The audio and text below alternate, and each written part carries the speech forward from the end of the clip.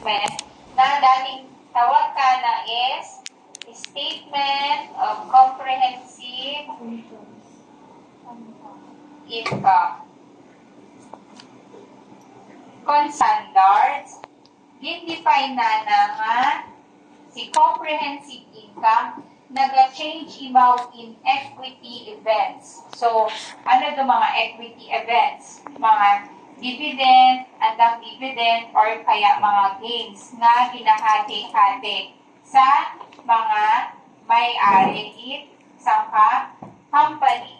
So, change in equity, single proprietor, diba shift, the activities will consist of revenue, same man ihapon, revenue, costs, and expenses with owners in their capacity as owners.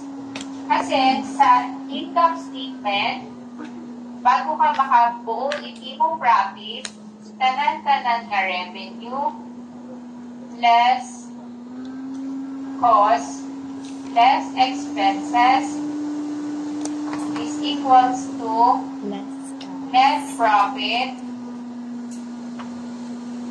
is equals to net profit. So, makaroon maganda. Pero later on na natin ito yun i-suma. Nung makara, focus amin kita sa atong theory. So, number 3, statement